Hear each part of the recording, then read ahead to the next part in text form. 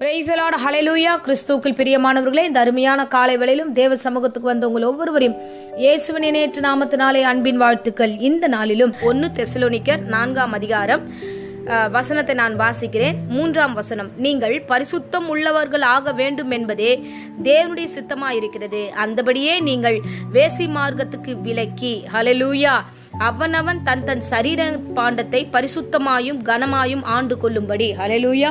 பாருங்க, தேவனுடைய முதல் சித்தம் என்ன அப்படின்னு பார்க்க போனா, நீங்கள் பரிசுத்தமாக வேண்டும் என்பதே தேவ சித்தமா இருக்கிறது. சோ நீங்கள் வாலிப பிள்ளைகளாக நீங்கள் எப்படி இருக்க வேண்டும்? பரிசுத்தத்தோடு உங்கள் சரீரங்களை ஆளுகிச்சணும். அவனவன் தன் தன் சரீரத்தை சுத்தமா வச்சுக்கணும் அப்படின்னு ஆண்டவர் விரும்புகிறார். பாருங்க, 7வது வசனம் அதிலே சொல்லுகிறது. 1 தெசலோனிக்கர் 4:7 வாசிக்கிறேன். தேவன் நம்மை அசுத்தத்திற்கல்ல பரிசுத்தத்திற்கே அழைத்திருக்கிறார். ஆகையால் அசட்டை பண்ணுகிறவன் மனுஷரை அல்ல, பரிசுத்த ஆவியை நமக்கு தந்தரல தேவனையே அசட்டை பண்ணுகிறான். உங்கள் சரீரங்கள் அசட்டை பண்ணாதபடிக்கு ஜாக்கிரதையாக உங்கள் சரீரத்தை பரிசுத்தத்துக்கு நேராக நீங்கள் நடத்த வேண்டும். ஏனென்றால் கர்த்தர் தம்மை குறித்து என்ன சொல்லுகிறார் என்றால், 1 பேதுரு 1ஆம் அதிகாரம் 14ஆம் வசனத்தை நான் வாசிக்கிறேன். 14, 15 வசனங்களை நம்ம தொடர்ந்து வாசிப்போம் என்றால், அவர் 16வது வசனத்துல சொல்லுகிறார், நான் பரிசுத்தர் ஆகையால் நீங்களும் பரிசுத்தமா இருங்கள். 15வது வசனம், உங்களை அழைத்தவர் பரிசுத்தரா இருக்கிறது போல நீங்களும் பரிசுத்தம் உள்ள பிள்ளைகளா இருக்க வேண்டும். முன்னாடி நீங்க தப்பு செஞ்சீங்க. 14வது வசனம் சொல்லுது, நீங்க முன்னாடி தப்பு செஞ்ச, அறியாமையில செஞ்ச, இச்சையில இருந்த, கீழ்ப்படியாம இருந்த, அது வேற. ஆனா இப்போ இயேசு ரட்சகராக இயேசு கிறிஸ்துவை ஏற்றுக்கொண்டதுக்கு அப்புறம் அவர் சித்தம் செய்கிற பிள்ளையா நீ காணப்பட வேண்டும். அவருடைய பிரதான சித்தமும் திட்டமும் என்னவென்றால் நீ பரிசுத்தமா இருக்க வேண்டும் என்பதே. ஹல்லேலூயா. பாருங்க, ஆண்டவர் தம்முடைய பிள்ளைகளிடத்துல அதிகமாய் விரும்பி கேட்கிறது அந்த பரிசுத்தம். இதே மாதிரி பழைய ஏற்பாட்டுல ஒரு சம்பவத்தை நாம் பார்க்கிறோம். சிம்சோனை குறித்து பார்க்கிறோம். தேவனால முன்குறிக்கப்பட்டு நசரேனாக பரிசுத்த வாழ்க்கைக்கு என்று நியாயம் விசாரிக்கிறவனாக ஆண்டவர் அந்த சிம்சோனை தெரிந்து கொண்டார்.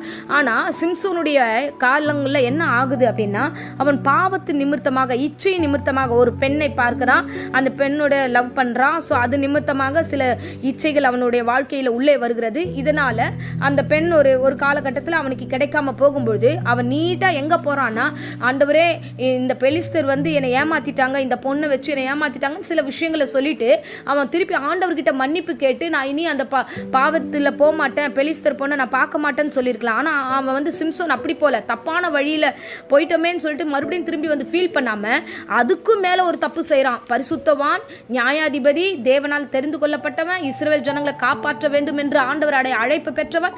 இப்போ அவன் எங்க வந்து நின்றுட்டான்னா, 16ஆம் அதிகாரம் நியாயாதிபதிகள் முதல் வசனம் சொல்லுது, அவன் ஒரு வேசியின் வீட்டை கண்டு வேசியின் இடத்துல போயிட்டான். ஹல்லேலூயா.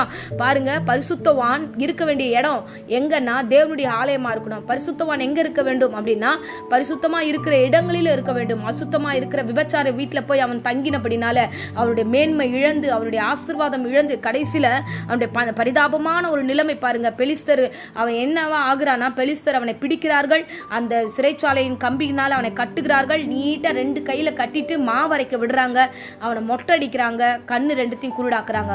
ஆமேன்.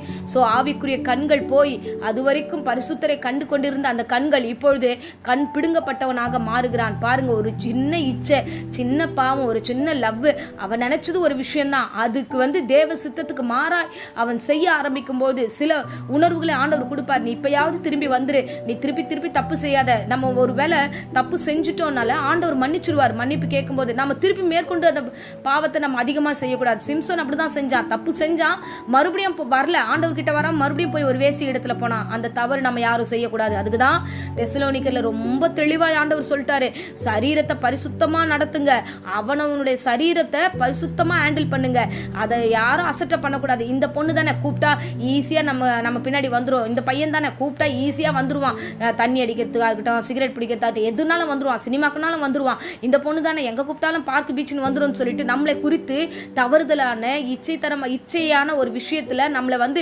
கூப்பிட்டாங்கன்னா, வாலிப பிள்ளைகளே நீங்கள் ஜாக்கிரதை உள்ளவர்களாக இருக்க வேண்டும். உனக்கென்று ஒரு அழைப்பு இருக்கிறது, உனக்கென்று ஒரு ஸ்தானம் இருக்கிறது, உனக்கென்று ஒரு ஸ்பெஷல் ஆண்டவர் வந்து ஒரு பிளேஸ் வச்சிருக்கிறாரு. அப்படி இருக்கும்பொழுது உன் சரீரத்தை பத்திரமா பார்த்துக்கோ, உன் மனசை பத்திரமா வச்சுக்கோ.